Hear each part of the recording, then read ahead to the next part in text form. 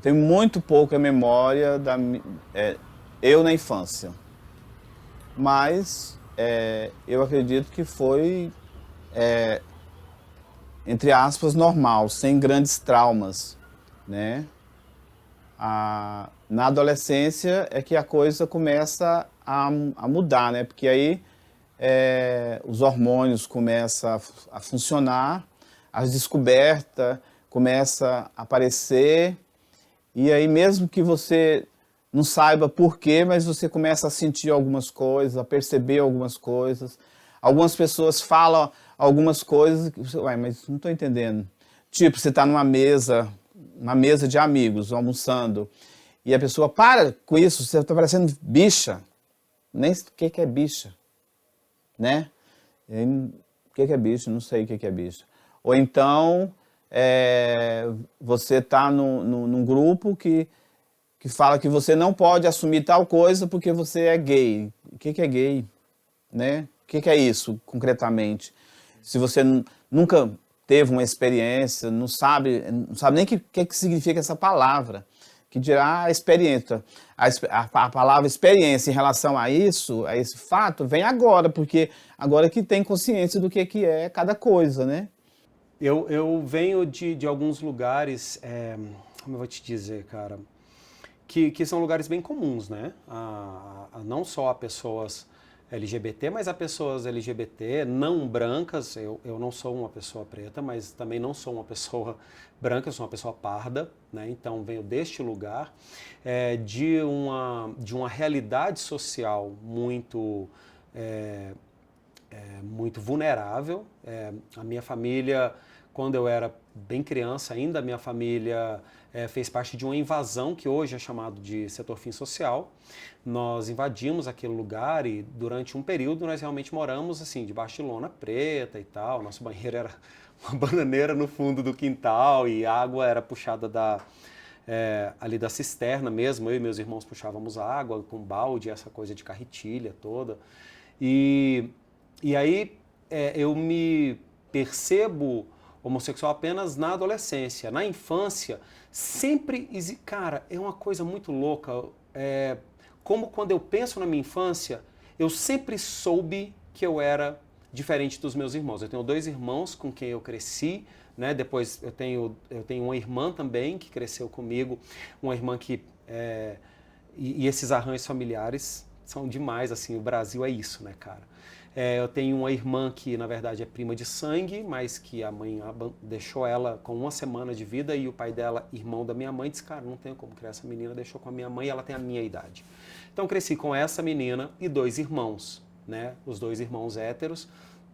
E desde criança, as brincadeiras deles eram brincadeiras que não me atraíam, que não me interessavam, e alguma coisa em mim dizia que eu era diferente dos meus irmãos. E aí, obviamente, eu não conseguia colocar neste lugar de entender a minha homossexualidade, mas eu entendia que eu não era igual a eles, algo era diferente.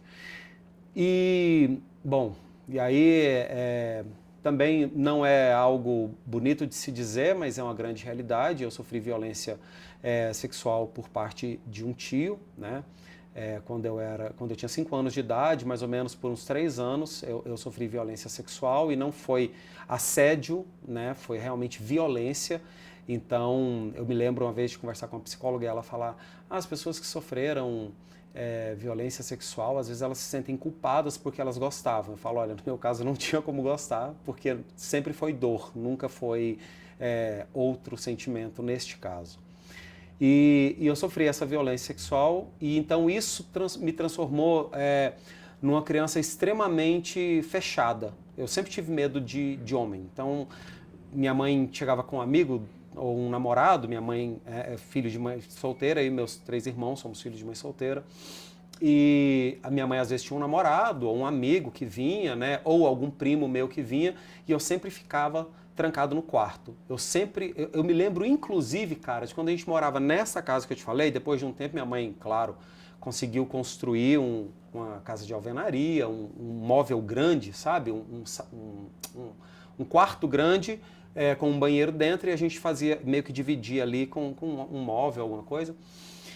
E aí, depois ela construiu os quartos, e eu me lembro que depois de construir os quartos, eu me lembro de várias vezes que chegavam amigos da minha mãe e eu me escondia debaixo da cama. Eu me lembro, eu tenho essa memória, assim, de deitar debaixo da cama e o chão era de terra batida, saca? A gente ainda não tinha, depois a gente colocou, que vocês nem devem saber o que é, mas a gente colocou vermelhão no chão, passava o vermelhão e tal, mas ainda não tinha esse vermelhão e eu me lembro de esconder debaixo da cama, porque eu não queria conversar com o homem, né? Obviamente, hoje eu entendo, na época eu não tinha essa compreensão, eu tinha realmente medo de que outro homem fizesse o que o meu tio fazia.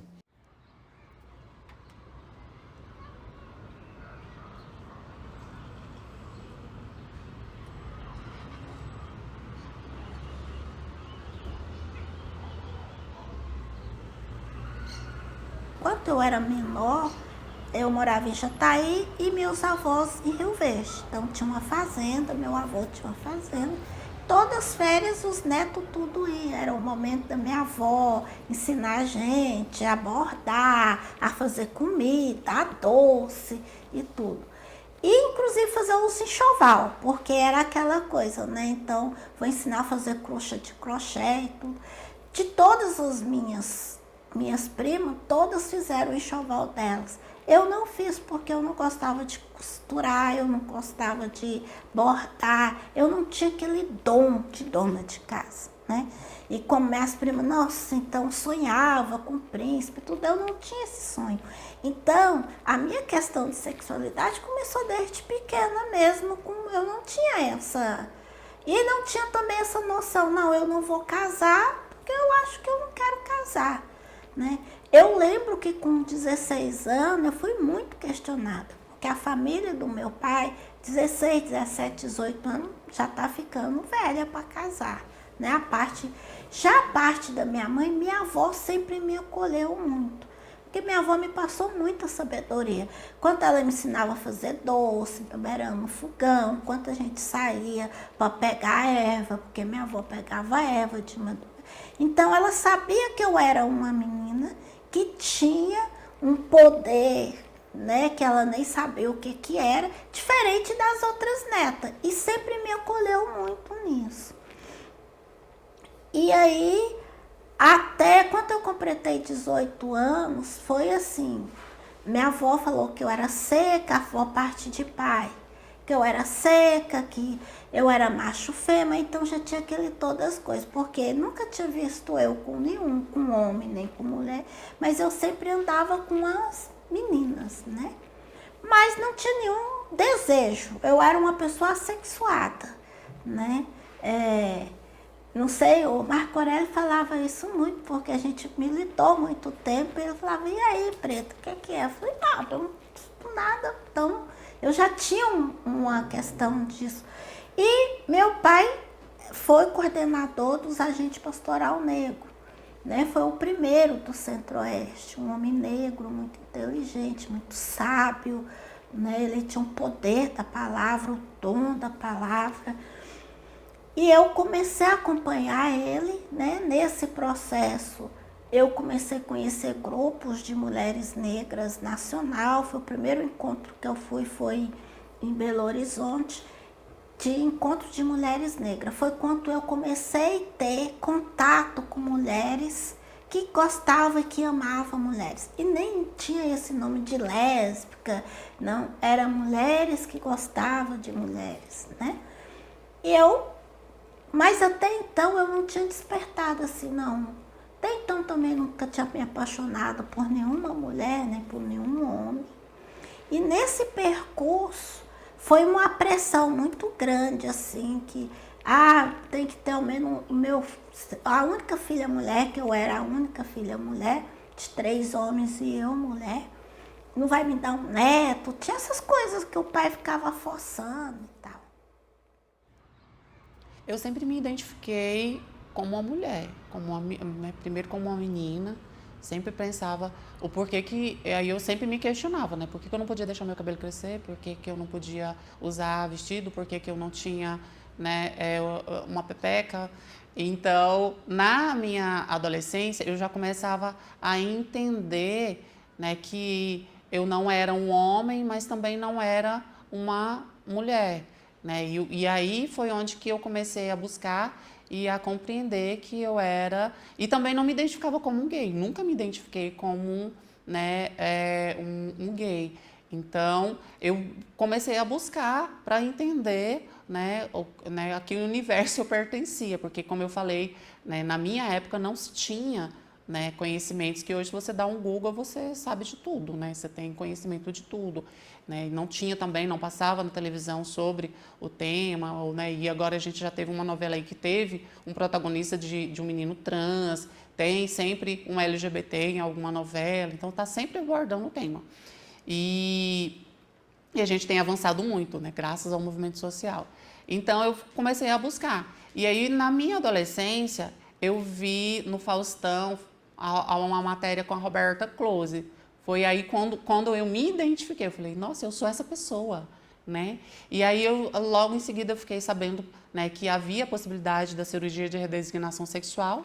E aí foi a minha busca intensa. E aí quando eu já tinha meus 12 anos, a minha pretensão era vir para a capital, né, sair do interior, vir para a capital em busca da realização dessa necessidade que era um sonho, né, fazer a cirurgia de redesignação sexual. E na minha adolescência, aí eu me fechei mesmo para várias vivências de amigos, né, de convivência social, de relacionamentos, né, eu fui ter relacionamento bem já quase chegando aos 30, por causa que eu sentia, e aí eu comecei a sentir isso na minha adolescência, uma disforia muito grande em relação ao meu corpo. Né? Eu tinha pelos no rosto, né? Eu não tinha traços muito femininos por conta que eu não fazia né, o bloqueio dos hormônios, não fazia hormonioterapia e também, principalmente do órgão genital. Eu lembro que quando eu vim para Goiânia, o meu medo maior assim, era de ser assaltada e me deixarem nua no meio da rua. Que aí eu pensava, meu Deus, como que as pessoas vão me ver, que eu não tenho seios, né, ainda tenho um órgão genital masculino. Eu tinha temor disso. Então, eu tinha muita disforia. E isso fazia com que eu me afastasse de algumas convivências né, sociais, como relacionamentos. Eu não me relacionava porque eu não me sentia bem com o meu corpo, principalmente com o órgão. Né? Eu não ia ao clube porque não me sentia confortável de colocar um biquíni, mas também não queria usar um calção ou né, uma sunga porque eu não me identificava com essas indumentares masculinas. E aí foi aquele processo de ficar à espera mesmo, porque eu sabia, dentro de mim, em algum lugar me dizia que eu ia me tornar a mulher que eu sou hoje. Porque hoje eu me sinto completa, me sinto feliz, me sinto realizada, mas isso foi graças a uma intensa busca, de muita dor, de muito sofrimento, tanto na minha infância quanto na minha adolescência.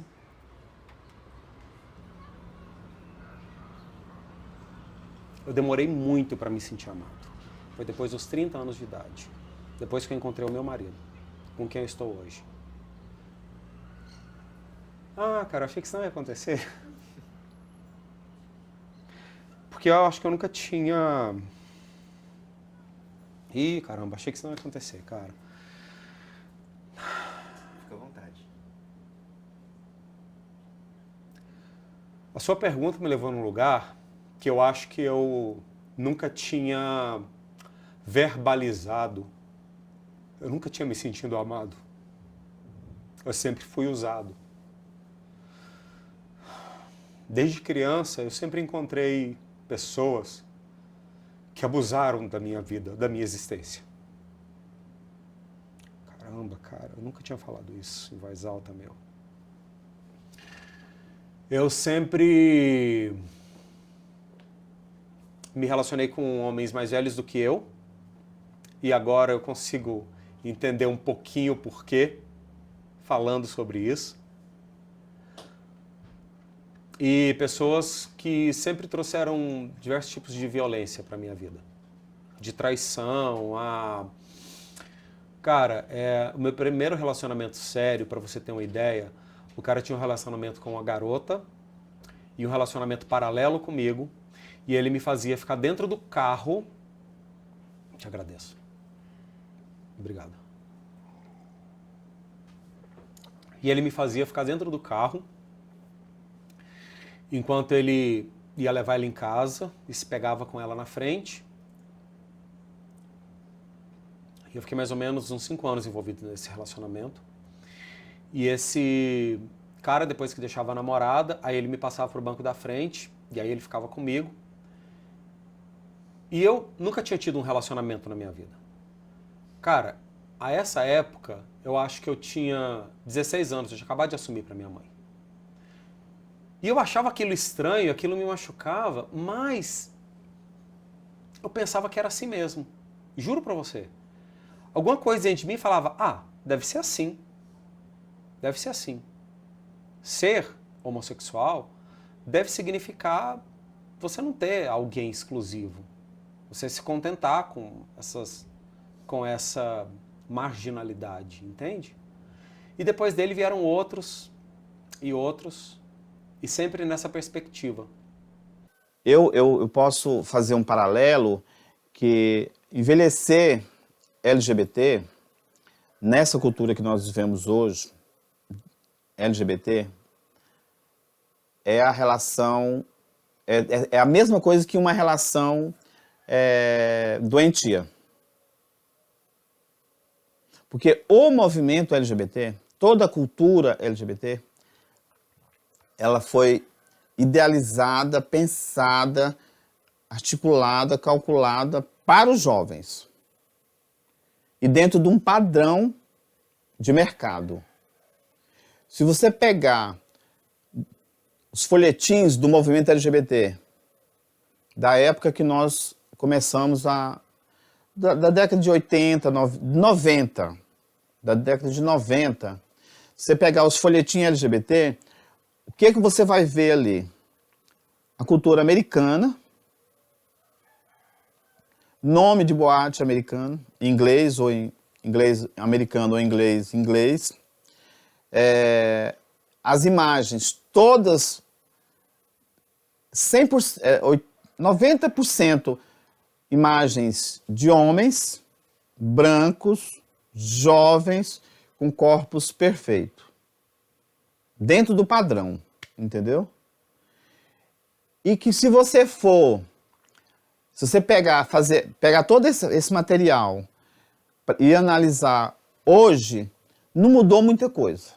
Não mudou muita coisa. Se você tem uma contradição, porque a militância, a maioria dos grupos LGBTs, das grandes lideranças, são de coroa para velho, entendeu? Eu costumo dizer que eu estou vivendo a minha melhor idade, né? Ou a minha idade que eu não pude vivenciar lá dos 20 até os 30 anos, que foi após 30 anos que eu comecei a vivenciar a verdadeira Cristiane.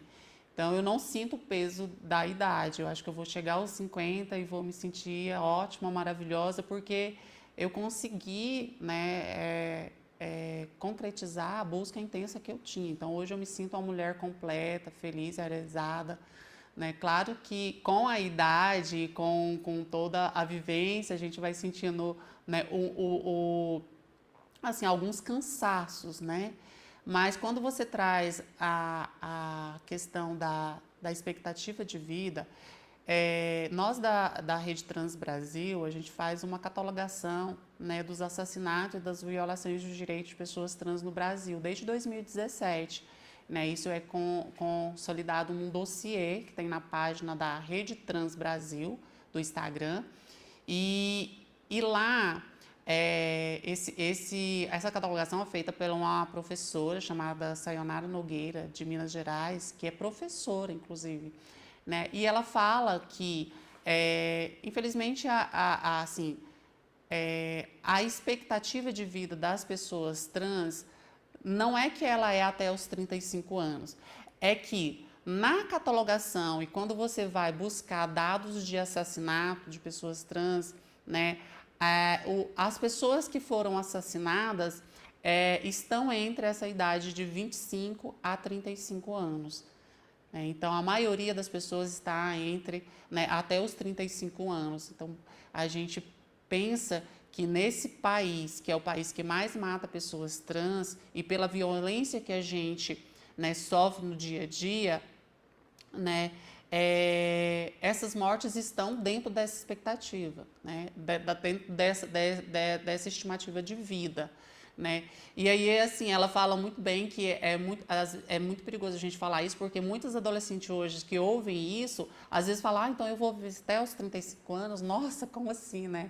E aí a gente que passa, né, dessa idade, a gente percebe, na verdade, quando a gente chega em casa, hoje em dia, a gente já percebe, mais um dia que eu estou viva. Eu falo que eu sou uma pessoa de muita sorte, porque eu tenho o orixá na minha vida. E o orixá na minha vida me ajuda a envelhecer LGBT bem. Porque hoje a gente vê que na saúde a gente não tem nenhuma políticas públicas voltada para a pessoa LGBT, nem para a mulher lésbica. Se você vai no ginecologista, eu sofro com isso. Quando eu falo, não, eu não tenho um marido, eu tenho uma esposa. Então não precisa fazer nem prevenção. Né? Eu ouvi isso. Né? Não precisa nem fazer prevenção, porque não tem. Né? E aí, envelhecer é com esses desafios que você tem que o tempo todo ensinar. Eu sou uma pessoa, sou técnica de enfermagem, eu minha militância dentro da saúde, dentro do SUS. Também uma luta para a gente que o SUS tenha as políticas públicas para as pessoas LGBTQI. Hoje tem uma coisa que na minha época não tinha, que tinha, mas não era tão falado, né? Que é a questão do trans, é a questão da mudança, né? Toda essa questão, porque a questão da saúde, ela atinge tanto até a saúde mental. Hoje, se você não tem um suporte, você fica doente mentalmente, né? Porque você não tem um suporte. Então, envelhecer, eu sou uma pessoa que trabalho com oficina de autocuidado, cuidado coletivo, né? O ancestral, porque eu sempre carrego isso comigo. Então, eu envelheço bem. Mas, infelizmente, não é todas as mulheres, né, negras, lésbicas que envelhecem bem, não lésbica também que envelhece bem. Porque se não tiver juntas no coletivo, ficar só, a pessoa... Eu conheci uma pessoa tem uns 3 meses. Essa pessoa hoje está com 63 anos. E uma outra pessoa falou, olha, fulano está precisando de ajuda, está desempregada, não conseguiu aposentadoria, ela fazia um pré-show e tudo. E a gente foi visitar ela. Então, assim, eu falo que eu tô bem mesmo, mas ela estava tão ruim assim, mentalmente, sem condições nenhuma. E foi uma pessoa que ajudou muito o movimento. Porque tem isso também, né? As pessoas de dentro do movimento, a gente vive o movimento. Mas se você não vai para uma academia, se você não vira uma doutora, se não vira nada, o final da sua vida né? Então tem também essas questões, né? Eu não fui para academia, fui para academia, tranquei, eu pretendo voltar, mas não é esse caminho. Sempre meu caminho foi trabalhar a base, foi com as mulheres. Então, isso também me faz bem. O terreiro me faz bem, né? Então, eu estou envelhecendo junto com a minha companheira bem. Mas eu sou de 10% que consegue envelhecer bem. É interessante que nós vivemos uma época de conexões. Se eu pudesse definir hoje, eu acho que nós estamos nos conectando. Eu vou te explicar o que eu quero dizer com essa conexão. Eu consigo hoje me conectar com a luta da comunidade LGBT jovem. Eu consigo entender a luta da comunidade LGBT que veio antes de mim. Eu consigo me conectar com as pessoas que começaram esse movimento pelos direitos civis antes do Stonewall. Essas pessoas que começaram essa luta antes do Stonewall e que muitas estão vivas até hoje. E eu tive a grande oportunidade de conhecer pessoas. Eu tenho amigos, eu tenho um casal de amigos LGBT, que eles fizeram bodas de ouro, cara. Eles têm mais de 50 anos de casado, acho que hoje 54 anos de casados, esse casal. Eles moram ali no setor oeste, em Goiânia. E eles têm 54 anos hoje de casados. E eles contam todas as histórias de quando eu ainda era bem mais jovem, ainda criança, e eles já estavam na luta para conseguirem viver juntos. As pessoas falam que muitas pessoas LGBTs, principalmente os homens, são promíscuos ou tiveram muitas relações, mas esquecem que estes homens que eles falam que são promíscuos e tiveram diversas relações são as pessoas que eles empurraram, que a sociedade empurrou para que tivessem muitas relações. Porque são homens gays da década de 70, 80, 90 que não podiam ter parceiros fixos. Porque se levassem um colega de trabalho ou um amigo do futebol 2 vezes em casa, geralmente moravam com os pais, ou moravam com a irmã, ou moravam com o irmão, ou moravam na casa do cunhado, do sogro da irmã. São essas histórias que você vai encontrar com pessoas que têm mais idade do que eu. Pessoas que sofreram violências, assim, absurdas, cara. Que não podiam dizer que tinham um namorado. E tinham que levar um cara que eles conheceram, então super afim.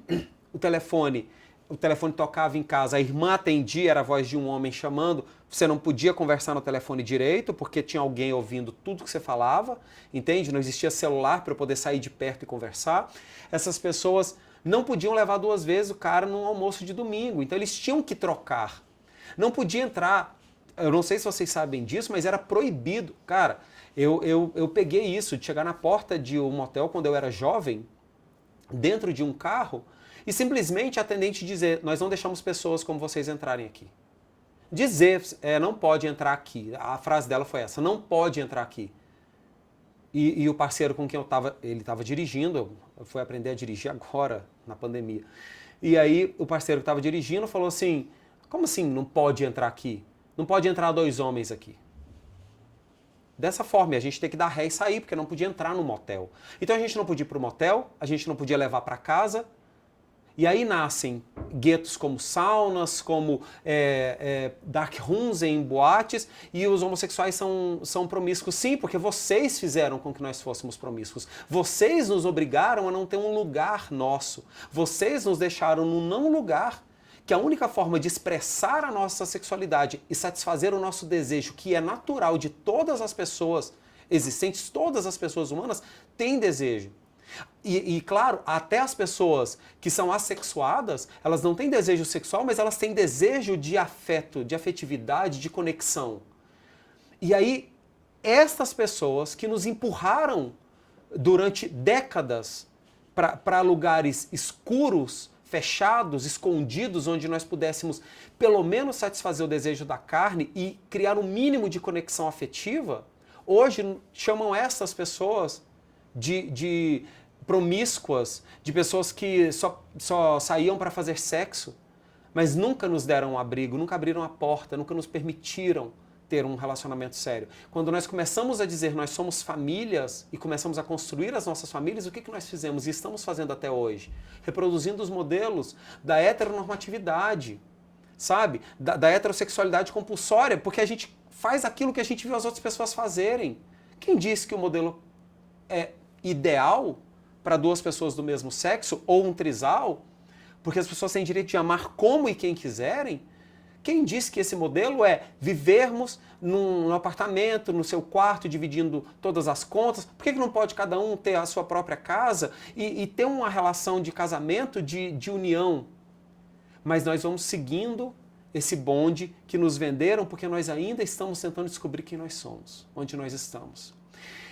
Hoje, aos 46 anos de idade, eu estou em um documentário para pessoas LGBT que são mais velhas. Mas sim, um homem de 46 anos, gay, assumido, desde os 16 anos de idade, há 30 anos assumido gay neste país, dando a cara todos os dias, colocando nas suas redes sociais todos os dias, declarando o amor ao meu marido todas as vezes que nós fazemos aniversário, o que é aniversário dele, nos casando e mostrando fotos do nosso casamento, todos os dias eu ponho um alvo na minha testa.